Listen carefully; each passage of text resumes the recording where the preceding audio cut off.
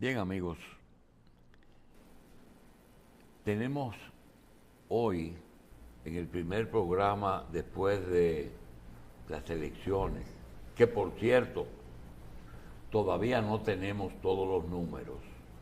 Recordemos que hoy no se menciona ningún diputado ganador todavía. Eso está pendiente. Y los números de la presidencia, del 58, del 59 o de los senadores, podrían variar un poquito, sobre todo el voto de los aliados, en qué medida evitó una segunda vuelta. Nosotros tenemos a Guido Gómez, y Guido Gómez, nosotros quisiéramos pedirle excusa porque vamos a dividir el programa en 3 segmentos.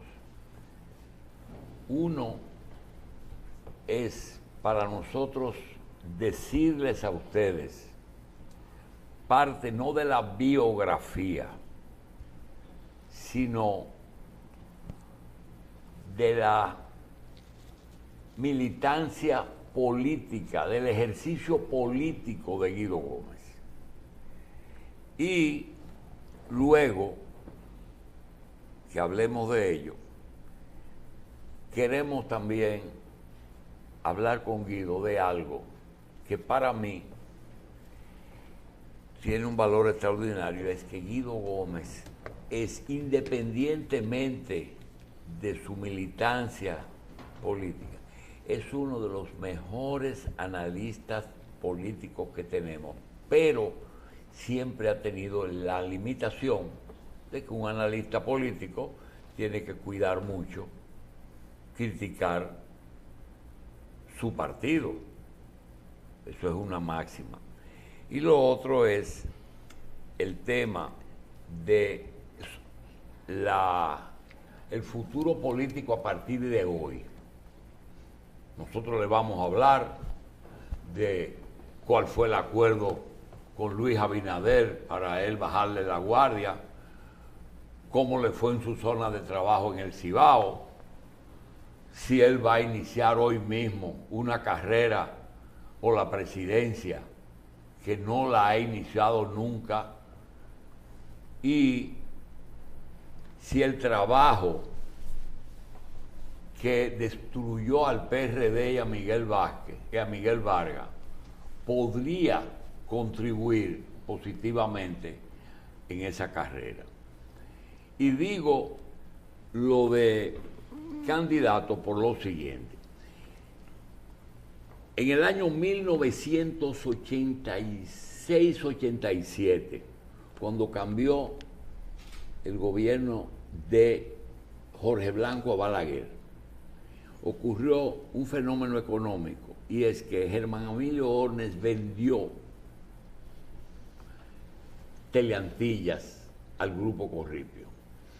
En ese momento carecían de programación, y nuestro amigo Pepín Corripio nos cedió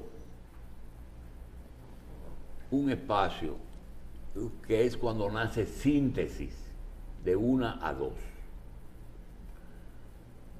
Es el espacio que hoy tiene Michelle.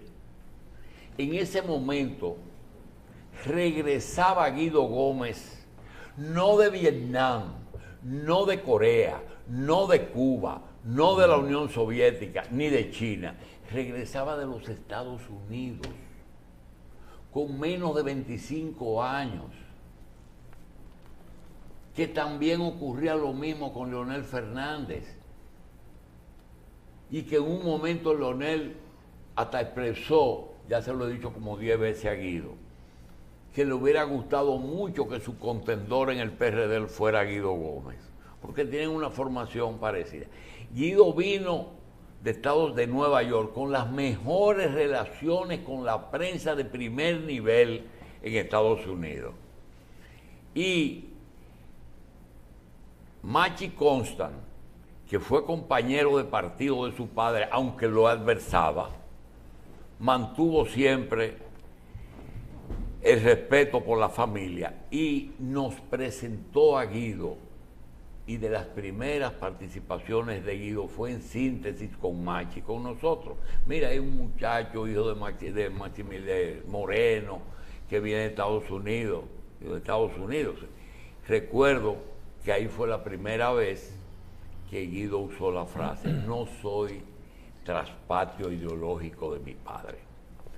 Lo digo porque ese evento marca el inicio de la política y en ese momento él no comienza a aspirar, y hoy en que Leonel termina, después del ejercicio de 20 años de presidente del PLD y de 12 años de presidente de la República y de 2 derrotas electorales que nos dan a nosotros, que Guido Gómez posiblemente ya tenga un poco más de 30 años, porque comenzó antes de los 25 en política dominicana.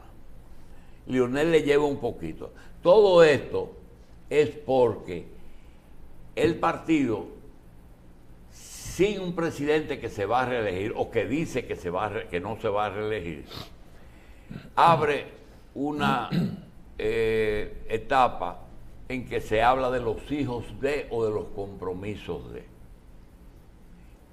La hija de Hipólito, los hijos de Atuey, los hijos de Peña Gómez, los hijos de los Lobatón, los hijos de Fadul, el hijo de Fello, el hijo de Winton, el hijo de Felucho.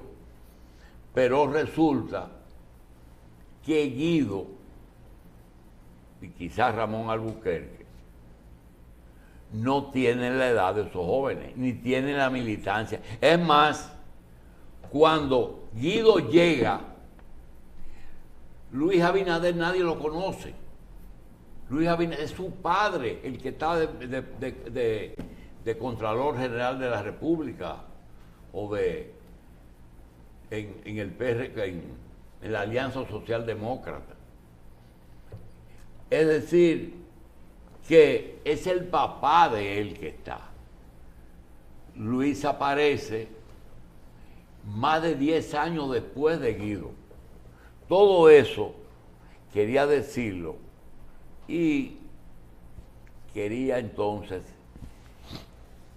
si él no me quiere corregir mucho, que trate el primer tema, que es cómo él vio este proceso. Vamos a hablar ahora con el analista político Guido Gómez Mazara. ¿Cómo viste lo que todavía no acaba de finalizar? Bueno, gracias por la invitación. Siempre es un placer estar aquí con ustedes.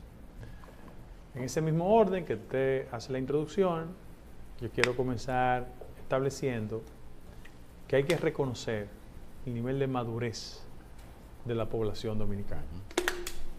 En ese orden, la época de las turbamultas, de los apagones electorales, de las estridencias y de los excesos, parece ser afortunadamente un capítulo concluido en la vida política dominicana.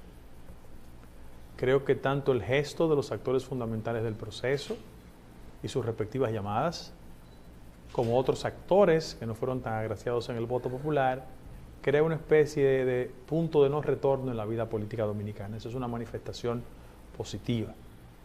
En ese sentido, independientemente de las argucias que se usan en esta cultura electoral impropia del siglo XXI, el órgano, que fue la Junta Central Electoral, tuvo un desempeño que hay que aplaudir y reconocer. Sobre ese criterio, pienso que es pertinente recordar que el Partido Revolucionario Moderno, tanto por los labios de su candidato reelecto y presidente de la República, ha establecido una especie de línea fundamental en lo que concierne a la actitud frente a la victoria. Que fuimos intensos en la consecución de los votos, pero debemos exhibir el nivel de humildad suficiente y conceder los espacios que otras fuerzas políticas ganaron en buena lid. Y digo yo, que el sentido de mayoría se interprete con una profunda noción de humildad que nadie crea que esto es una licencia para atropellar el derecho de los otros, de la gente que no coincide con nosotros. Porque cuando el vehículo del éxito electoral se estaciona en un partido y se ejerce esa mayoría con arrogancia, el pueblo dominicano sabe cómo cobrarnos. Hay un aspecto que yo pienso que es preciso consignar, y es que cada día más hay una especie de conciencia en la ciudadanía de que independientemente de líneas partidarias, militancia, la gente sabe deslindar entre el criterio del partido y el candidato que genera nivel de empatía. Eso es bueno. Porque con los líderes políticos fundamentales del país, que eran Peña, Bosch y Balaguer, la gente ejercía la condición de votante como un criterio de robot. El partido me dijo esto y yo actúo en esa dirección. Ahí mismo quiero anotar, Julio, que hace una introducción respecto a algunos temas de tiempo y espacio, que cuando la gente ayer estaba depositando el voto, dos fenómenos parecían invisibles en la vida política dominicana. Pero es bueno apuntarlo. Los partidos políticos que inauguraron el proceso electoral dominicano post-guerra de abril de 1965 y fueron a competir el 1 de junio de 1966, donde Balaguer gana las elecciones, caracterizaron casi 40 años de bipartidismo en el sistema político nuestro. La gente era o reformista o PRD. Y fíjense que las fuerzas que hoy aparecen con un mayor nivel de simpatía han sido el resultado de contradicciones en los partidos tradicionales y que esos partidos han sido reducidos electoralmente. Hablo del Partido Reformista por un lado y del PRD por otro. Pero también, cuando la gente votó ayer, es importante recordar que la segunda fuerza política y su líder fundamental ya tenía 30 años en el centro de las aspiraciones políticas. La primera vez que el doctor Fernández Reina se presenta fue en el año 1994 como candidato vicepresidencial. Y estamos en el 2024, es decir, hace 30 años que él hizo un esfuerzo de candidatura.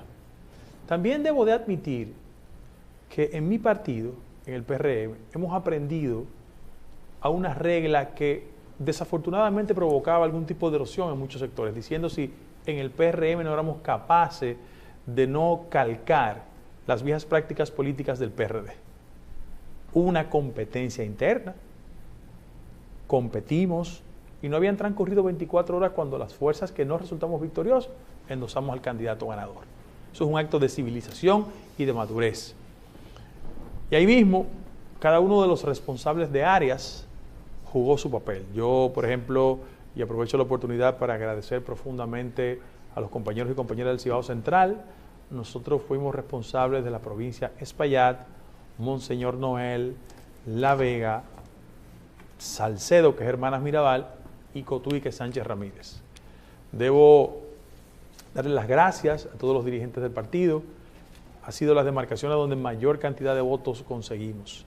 Inclusive en todo el mapa nacional, en la demarcación donde más votos recibimos, estaban bajo mi jurisdicción.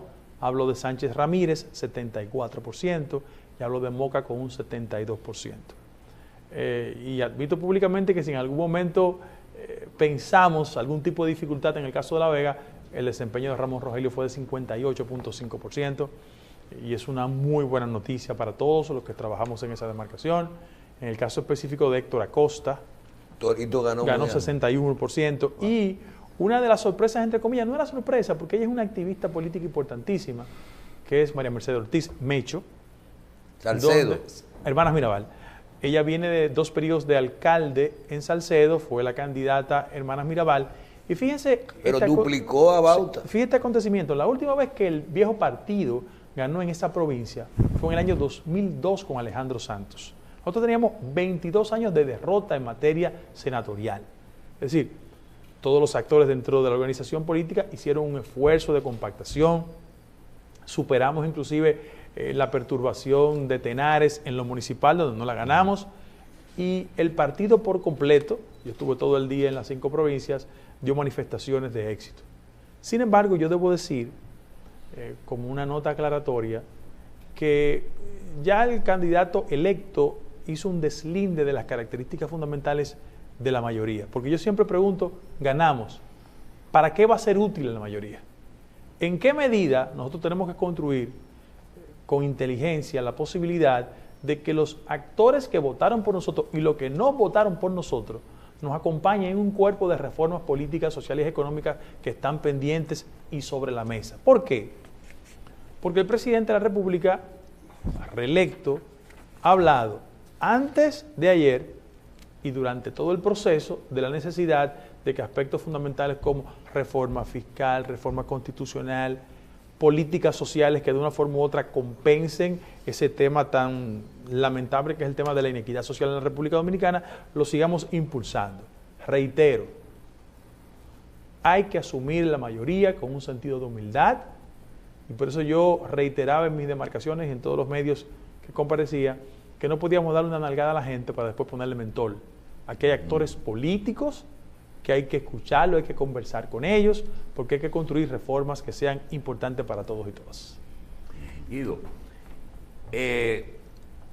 quiero decirte, porque no quiero dejar de contarte, que Machi también decía una cosa. Dice, ese muchacho, en ese momento tú eres un joven que te podíamos decir muchacho, ese muchacho merece que le demos toda la oportunidad. Porque en el PRD a veces los liderazgos se diluyen mucho y terminan peleando. Lo único que te voy a decir es, no me dio mucha explicación, pero tú sabrás por qué me dice, que yo tengo alguna reparación con él, que tengo problemas con las personas de ojos alagarteados. No tiene nada que ver con eso. Mira. No, olvídate de eso. Guido, una cosa importante. Hoy es ya que va a continuar el gobierno, una solución de continuidad que no tiene problema. La primera pregunta es, ¿cómo te fue en el Cibao, en las provincias que te asignaron? Tú sabes que es una responsabilidad colectiva. Yo tuve la ayuda de mucha gente que fue solidaria y consecuente, pero yo de 5-5. O sea, las 5 provincias que me asignaron, ganaron las 5 se ganó de forma abrumadora. ¿Y los senadores también? Todos ganaron. ¿Y los diputados? Por ejemplo, en Moca ganamos los 4 diputados. Número 2. ¿En Moca los 4? Número 2.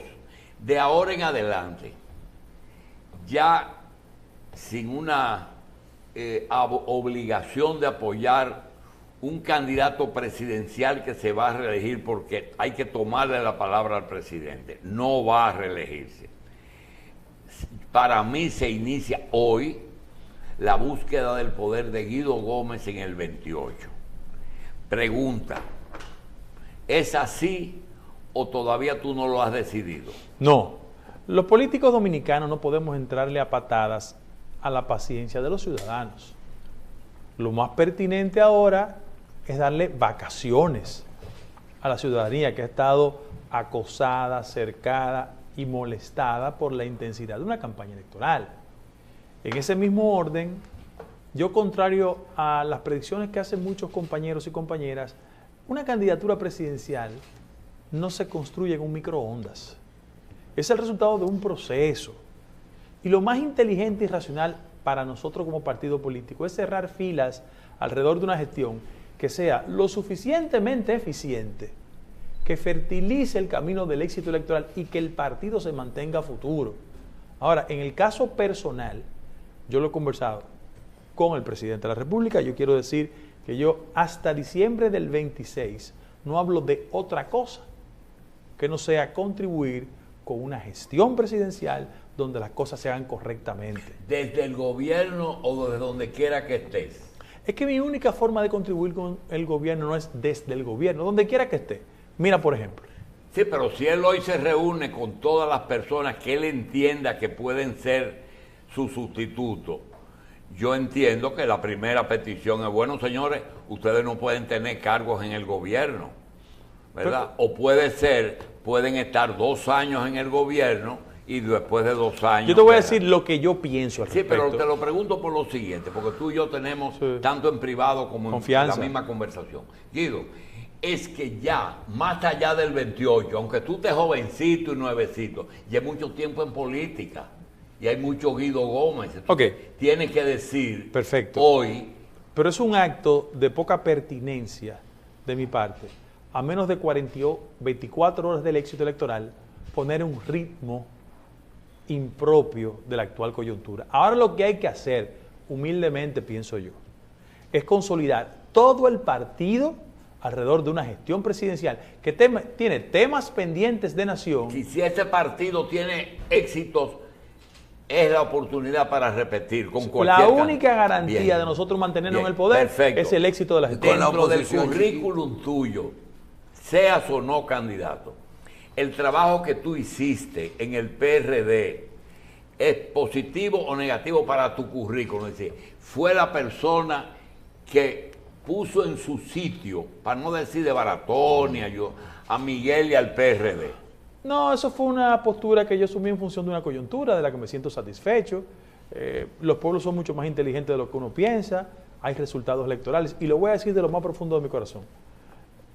Ayer, el país percibió con 0.46% de representación electoral lo que pensaba la sociedad. Yo tengo 30 años casado y yo con ustedes siempre he conversado de este tema, y hay una frase de mi esposa que me perturba constantemente. Y me la dice con un acierto espantoso. Te lo dije. Te lo dije. Yo se lo Que dije mañana a usted. más se acuerdan de cuando se Yo- lo dice, pero no cuando pero, se equivocan. Pero yo se lo, pero a ustedes, me imagino que a ustedes les pasa eso también, ¿no? Seguro, Sí, te lo sí, dije, claro. te lo dije. Yo se lo dije, porque hay cosas que son insostenibles, pero eso es un capítulo que yo cerré y que yo estoy en mi partido haciendo las contribuciones que humildemente creo. Afortunadamente nosotros tenemos que tener una visión de ¿Tú autocrítica. entiendes que ese resultado de ayer te dio la razón? Del tiempo, me dio la En razón. cierta forma. El tiempo me da ¿verdad? razón. Pero además nosotros tenemos que hacer una reflexión autocrítica en la cresta de la victoria. Es decir, nosotros ganamos, gracias a Dios y al voto de la mayoría. Ok. Pero eso no es una licencia. Ahora, el analista, Sí. ¿qué posibilidades hay de que un hacho tú no puedes negar que tiene un valor en este país? El hacho del PRD y la estrella amarilla en el fondo morado tiene un valor. Tú esperas que esas dos, está hablando el analista, no el dirigente, que esas dos instituciones podrían pensar en reunificarse. Julio, los partidos políticos en América Latina y República Dominicana no es la excepción, cumplieron un ciclo. Y ese Ya. ciclo generó respuestas ciudadanas. Lo cerraron. Cuando las élites de los partidos políticos actuaron al margen de su militancia, se desconectaron. Mira, no es un fenómeno local. Acción Democrática y COPEI, el APRA, el PRI, o sea, partidos reformistas, PRD en la República Dominicana. El elector que va a decidir las elecciones en República Dominicana hacia futuro no tiene ese vínculo emocional con los Ya, partidos ya no políticos saben lo tradicionales. que el hacho no sabe para el 80% de los votantes. Finalmente, hay indigestión política. Los pueblos a veces tienen que darle Sí, claro. respiro. Tú no puedes estar con lo mismo. Claro. A eso se debe que Unión Cívica se acabó, Claro. que el Partido Reformismo se acabó, que posiblemente el PRD llegara ahí, que el PLD a lo mejor llegó ahí, pero también hay otra cosa.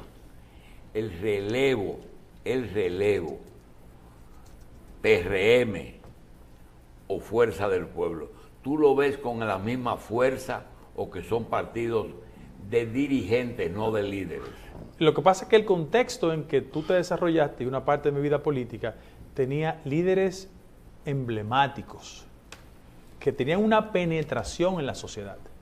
Con su desaparición física comenzó un proceso desideologizante en la vida política dominicana. La gente hace 30 años sabía lo que pensaba Balaguer, Bosch y Peña sobre los temas fundamentales. Ahora no. ¿Qué va a pasar en los partidos políticos? Y es una crítica constante que yo tengo.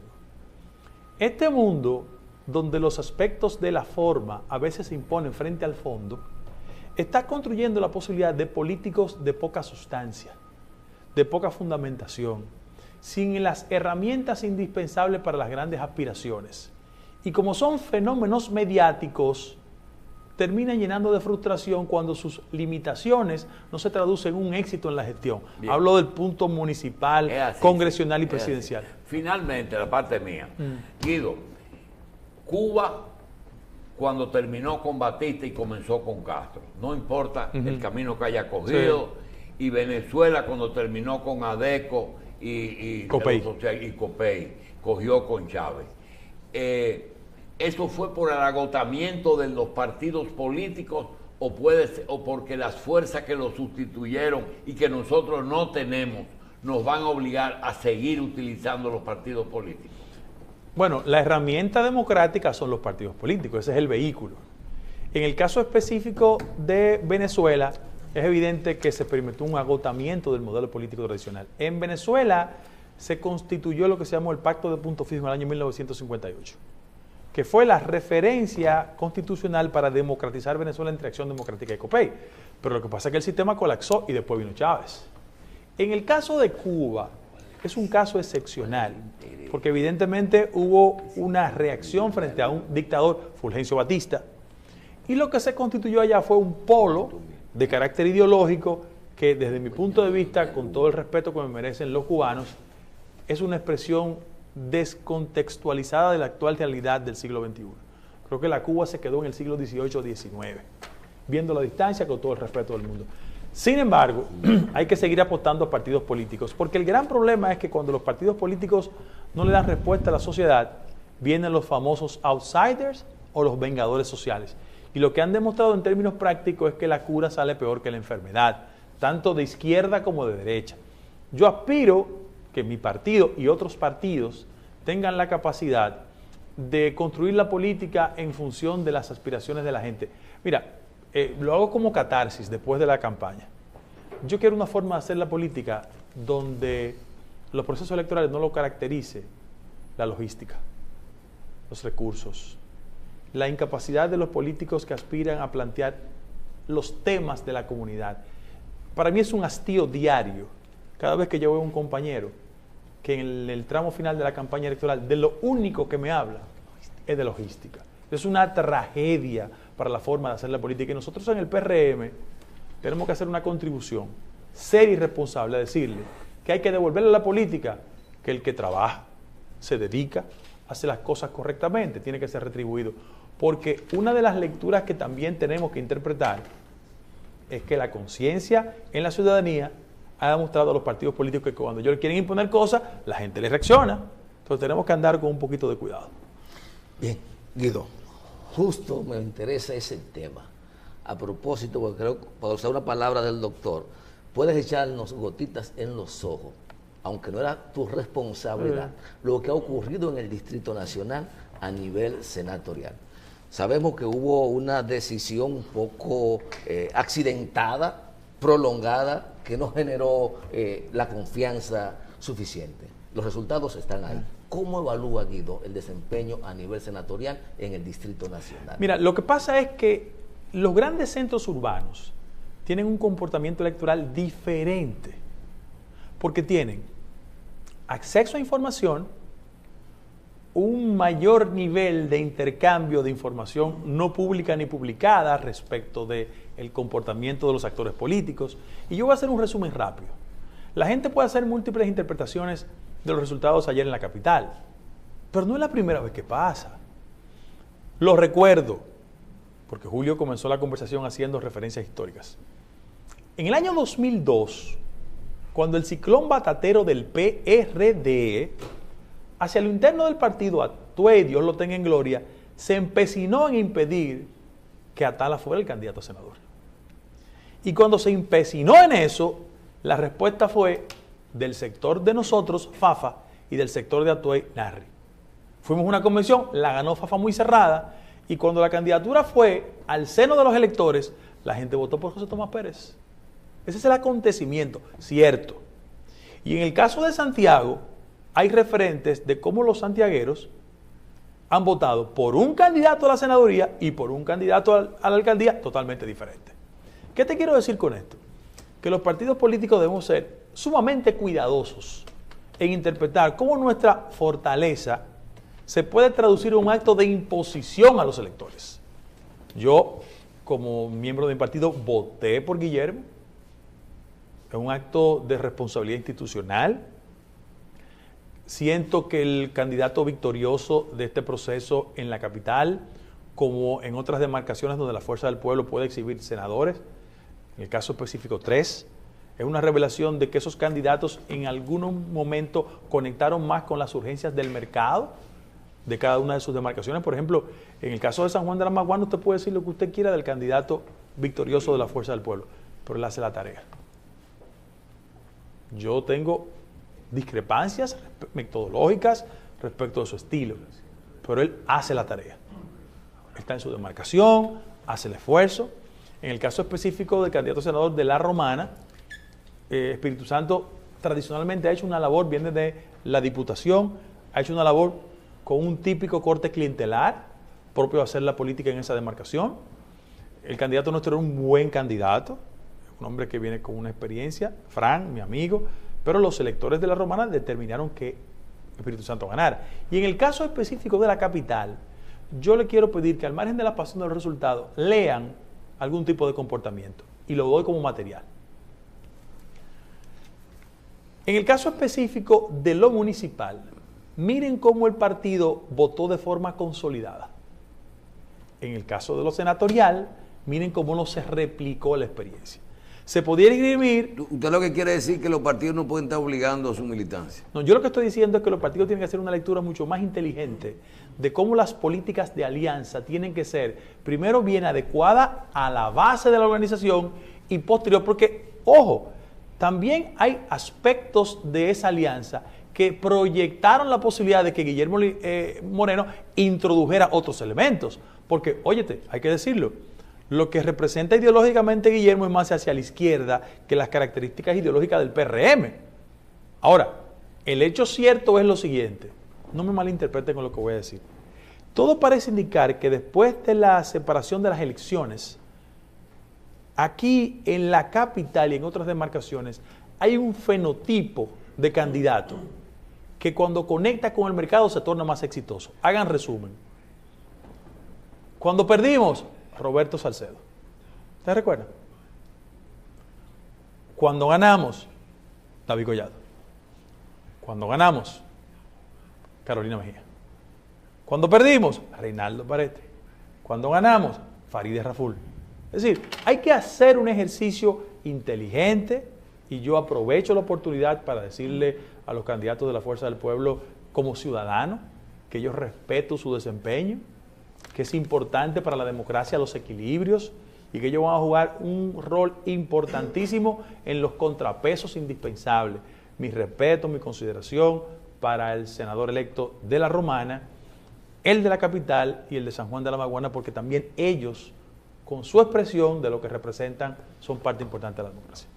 Guido, en el caso de, ya pasó el proceso y hablábamos de algunas reformas que se pueden hacer.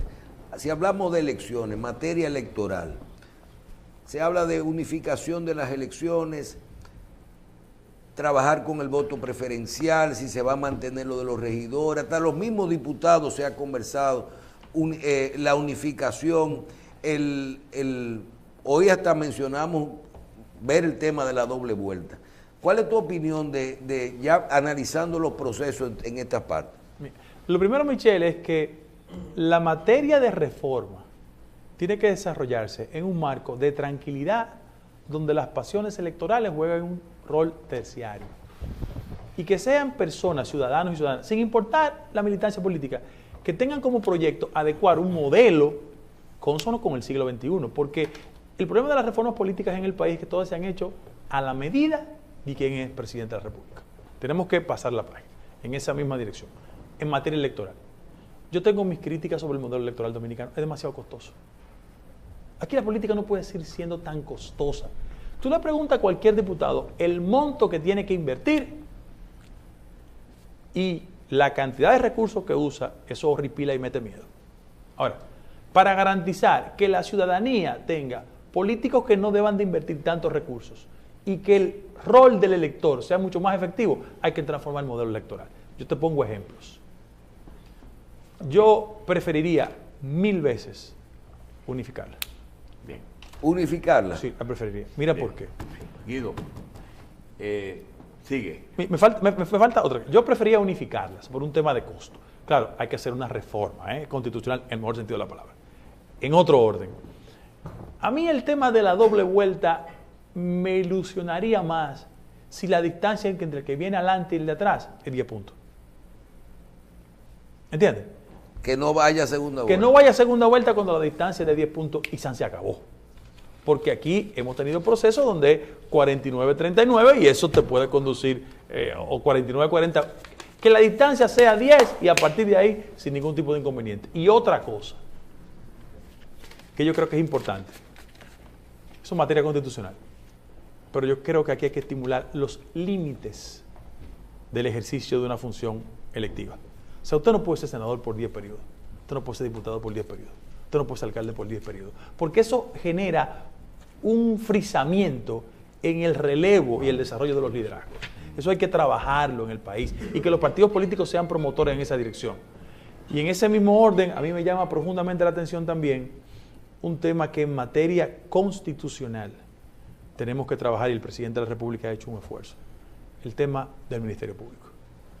Yo he escuchado muchas personas quejándose sobre el tema del Ministerio Público. Yo prefiero una Procuraduría General de la República que no sea decidida por el Poder Ejecutivo. Yo prefiero una Procuraduría General de la República que los ciclos de duración no coincidan con los ciclos presidenciales. Son de los temas que tenemos que colocar sobre la mesa. Y además, el presidente tiene dos opciones. Se ganó con una mayoría holgada. Él tiene el dilema de introducir las reformas fiscales ahora o esperar el 16 de agosto. Yo tengo mi tesis al respecto. Yo pienso en el principio de la continuidad del Estado, si las elecciones se ganaron, que construya un puente de entendimiento con el liderazgo del PLD, pero eso no se de ha la discutido fuerza del todavía. pueblo. ¿Cómo? Eso no se ha discutido todavía. No, yo lo que estoy diciendo que ante la eventualidad de cualquier tipo de reforma, que no tenemos que esperar el 16 de agosto. ¿Por qué? Porque la noción de continuidad significa que los senadores, sin importar resultados, favorables o desfavorables, van a ser senadores hasta agosto. Y este país no se puede frizar. Guido, y en el caso de lo de anoche, que uno ve que el presidente reitera que no me voy a hacer candidato más, yo no me voy a presentar más, yo le voy a llamar a esto a partir de hoy la reelección semántica, porque aunque el presidente no se va a postular, parece que él no va a optar por eso, pero eso no quiere decir que en una reforma a la Constitución ese candado de alguna forma va a tener llave. El candado se puede subir a un 70% los votos, pero también podría dejarlo habilitado a él y a Danilo Medina. En esa aunque él no vaya. Yo he conversado. ¿Qué tú opinas de eso? Yo he conversado con Luis al respecto, de forma privada y tranquila, nosotros dos solos. Lo que uno habla con un presidente nunca lo dice. Sin embargo, yo debo decir que para consumo partidario, que nadie crea que por la intención pública del presidente de la República no presentarse a un periodo más, porque es un límite constitucional, el que tenga futuro en el partido puede hacerlo pateando al presidente. Por el contrario, nadie que quiera tener futuro en el partido lo puede hacer al margen de lo que representa el presidente y su gestión. O sea, la gestión presidencial es la plataforma de éxito y de continuidad del partido, hay que decirlo. Y en ese mismo orden, esto no lo he hablado con él, pero sí una contribución al legado, porque una persona que ocupa por 2 periodos consecutivos la presidencia de la República, en el segundo ciclo tiene que pensar más en el legado que en la gestión. Si alguna contribución efectiva puede hacer el presidente de la República, y lo hemos conversado en forma privada, es que los actores que ya concluyeron su ciclo en la vida nacional no tengan ningún tipo de respiradero constitucional. Oye lo que lo quiero decir, con todo el respeto y el cariño del mundo. Lo de ayer también le cerró el ciclo a varias gente. Que el país mire más hacia el futuro. Aquí hay muchas potencialidades, muchos talentos. Hay gente que ha acumulado experiencia y puede estar en el rol de consultor, de asesor, de orientador, pero no en el centro del debate político. Mira, el presidente Abinader y Guido Gómez tienen algunas cosas en común. Primero, no son viejos roles, pero tampoco son los hijos de. Es decir, son un periodo de que hoy posiblemente sean las personas de mayor experiencia en el ejercicio del poder. tú fuiste en el 2000 consultor jurídico del Poder Ejecutivo, en el 2000, es decir, que hace 24 años. El presidente tiene 4 años de ejercicio presidencial. En caso de que él y tú se pongan de acuerdo para que durante, digamos, 2 años tú colabores con el gobierno y los planes del gobierno para tener éxito en algunas áreas muy álgidas. Por ejemplo, si me hablan de que doña Miriam podría cesar en sus funciones porque ella misma dijo que su salud no le aguanta mucho. Yo no te visualizo en una procuraduría porque no sería el salto normal hacia una candidatura. Pero también te lo digo porque algo más importante que eso. Déjame decirte por qué. Es que después del precedente de un ente independiente en la Procuraduría, sí, Luis Abinader y nadie racional va a colocar a un político como yo ahí. Sí, no, pero el problema es que tú lo harías, porque tú hiciste lo de la consultoría. Y también no dudo de que vas a hacer o harías lo que tienes que hacer, pero meterse en un proceso que está en marcha, en que tú no puedes cambiar las cosas, meterte que González Cuadra a esta altura, un hombre que es el hombre de la comida aquí, ese no es, descarto eso. Si se habla de consultor jurídico, esa es una materia que ya pasó, eso para Peralta, eso está bien. Ahora, Canciller de la República, que una visita de cortesía trajo muchísimas cosas. Realmente, eso fue bueno porque tú y yo sabemos que una de las difamaciones que han usado es que tú no tenías visa, ¿te acuerdas? Entonces resulta que un canciller sin visa es un problema, o por lo menos es rum. Ya el tiempo. Pero abre paréntesis. Pero no, es que el proceso contra. Pero abre un paréntesis Es que el proceso contra el señor Menéndez te dio la razón. Sí. No, pero al margen de Menéndez, porque Dios pone todas las cosas en su lugar. Yo creo que un modelo de canciller 24-28 no se aproxima a mi perfil. Yo soy un profesor de Derecho Internacional Público, es el área de conocimiento. Pero mira lo que pasa. Un canciller 24-28, pienso yo, tiene que ser una persona con los perfiles conservadores que vaya a defender en foros internacionales procesos que el Estado Dominicano tiene la obligación institucional de cumplir. Léase las políticas de deportación. Léase, desmontar la tesis equivocada, injusta y desproporcionada de que la República Dominicana es un país que hostiga, cerca e irrespeta a Haití. Yo no tengo ese perfil. Hay que buscar una persona con otras características. Lo sé, por eso dije que esta visita hay que desmontar. La otra es el irte a una representación fuera. No es el tiempo para que tú andes de embajador. Ahora, donde yo te veo es en un ministerio que administre un 4% del PIB. No sé. Mira, no. Yo no voy a ser ministro de Educación. Mira por qué. Mira por qué no puedo ser. Un político tiene que tener conciencia de cuáles son sus limitaciones. Yo creo que la experiencia de llevar políticos al Ministerio de Educación trastornó la mentalidad de alguna gente que creyó que el Ministerio de Educación es el trampolín de sus aspiraciones. Y el Ministerio de Educación tiene que estar en manos de gente que no esté interesado en agendas de aspiraciones presidenciales. Un maestro. Para darle la tranquilidad necesaria al sector de que está pensando en educación. Todos los ministros fueron candidatos presidenciales del PLD. Sí, yo tengo plena conciencia de mis limitaciones. Además, tengo el flujo de conversación para decir lo que pienso. Bueno, está bien, pues se promó Toñito. Energía y menes ya. Esa no es mi área. Eso no es mi área. Eso no es mi área. Guido, no nos va a ayudar un chin, ¿eh? Ese no es mi área. No va a oír. Pero honestamente, Luis y yo no hemos hablado de posiciones. Y hablamos frecuentemente. ¿Y qué mediciones te dieron a ti? Hoy la oposición era tú, no era Leonel y no, pero mira, la oposición en este país durante 2 años. Ahora, fuiste tú y Ramón Albuquerque. No, pero déjame decirte eso. Yo te agradezco en el alma esa pregunta. Mira, Julio Jacín, mi amigo que me sintoniza. Yo soy esencialmente una persona que defiende las cosas que cree, pero no ahora, siempre.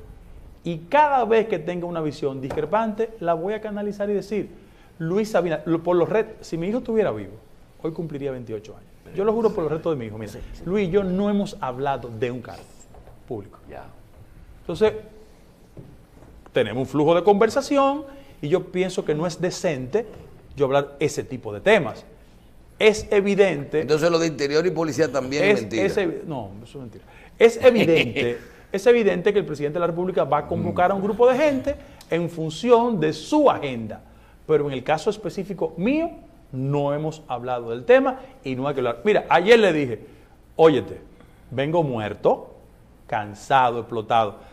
Voy a tumbar los breaks por 2 semanas porque yo lo único que voy a hacer el próximo mes, y lo voy a invitar, yo voy a publicar un libro que el doctor Roberto Casán me tiene 2 años empujando, que se llama La transición electoral y política en la República Dominicana. Es un primer tomo entre el año 1966, la victoria de Balaguer en junio del 66 y la salida de Balaguer. Los primeros 30 años de vida política electoral. Eso es lo que yo estoy pensando en este mes, tranquilo, y devolverle a mi casa la paz que no ha tenido en este tipo de cosas, porque de lo contrario, mi mujer, bueno...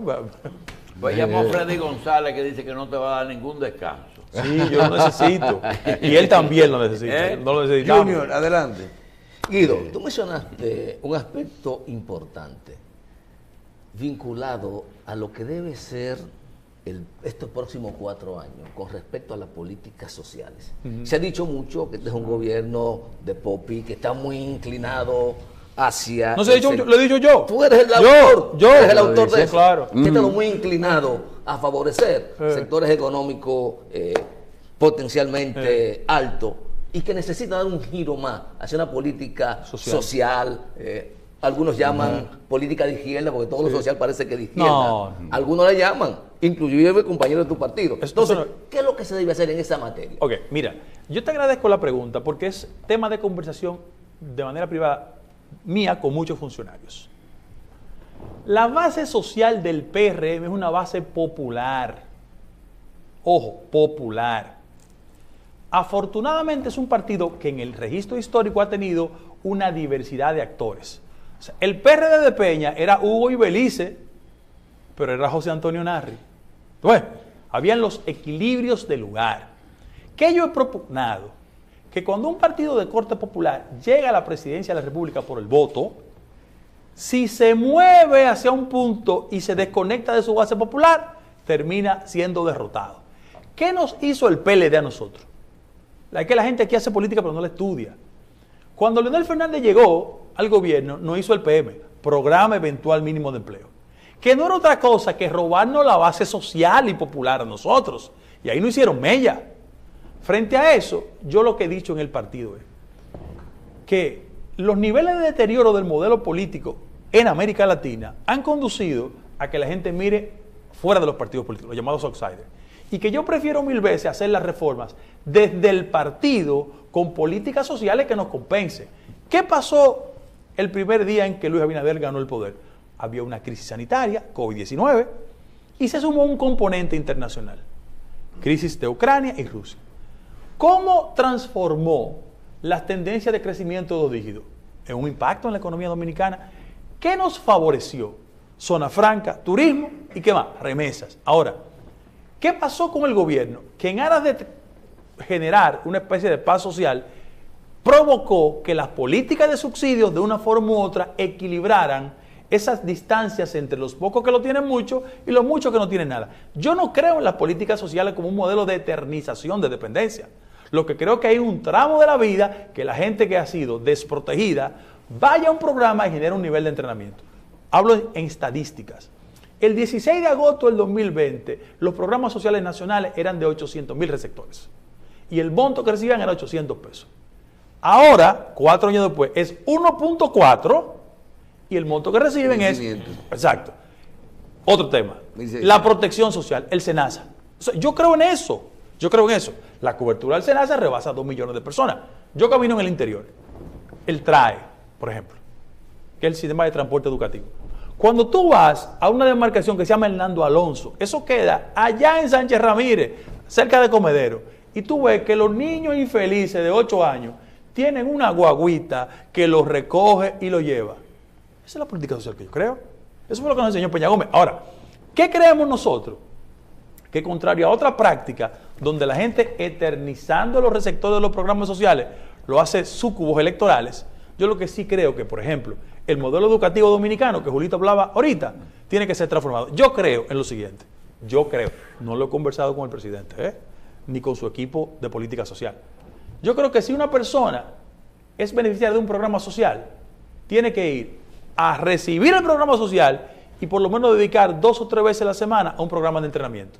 Si usted vive en el Valle, allá a Tomayor, y la potencialidad del sector turístico expresa el nivel de crecimiento de esa demarcación. Si usted es beneficiario de un programa social en el Valle, vaya a un programa de entrenamiento de inglés. O sea, recibe el programa mensualmente, pero vaya 2 veces a la semana. Sí, para que la gente para que usted salga y que nosotros asumamos las políticas sociales como un paso en la vida, no como una eternización. Yo creo en ese tipo de política social. Otra cosa. Estamos hablando de reformas, ¿no, verdad? Cuando el presidente de la República aquí inicie la etapa de pactar con amplios sectores de la vida nacional, aquí tenemos que sentarnos a pensar si es posible que la República Dominicana que siga teniendo 60% de evasión fiscal. O sea, el 5% del PIB está dedicado a exenciones fiscales. La presión tributaria es la más baja en América Latina. No estoy diciendo que tengo el monopolio de la verdad, que esos son los temas que hay que colocar sobre la mesa para discutir el país de todos. Nadie tiene dudas que el ministro de Hacienda es una persona racional. Pero yo, en la medida que creo que él tiene las condiciones y el sector económico del gobierno ha sido efectivo en materia de recaudación, hablo de impuestos internos, aduana, creo que Banreservas ha hecho su labor. Hacienda. O sea, cuando tenemos eso para exhibir, hay que generar niveles de política social para que la base electoral del partido se sienta representada en el gobierno. De eso es lo que yo he hablado. Porque al final de la jornada, democracias mucho más estables que las nuestras, cuando no fueron capaces de interpretar cómo compensaban a los históricamente descompensados, vino la crisis, vino el colapso. Eso parió a los Chávez y eso parió a otros populistas en América Latina. Sí, Guido. Una reelección que se logra con unos aliados que, si bien algunos fueron los mismos que produjeron la victoria, no son todos los mismos que produjeron esta reelección que los que estaban. Ahora hay sectores que fueron a estas elecciones como opositores al presidente. Entonces, a partir de ahí, esto podría implicar que una nueva gestión tendría quizá un lavado de cara, es decir, una reconfiguración, recolocación de funcionarios o quizás la salida de algunos y la entrada de otras personas a la administración pública. Mira, los remozamientos siempre son buenos, las rotaciones siempre son buenas. Esa es una facultad del presidente de la República al final de la jornada.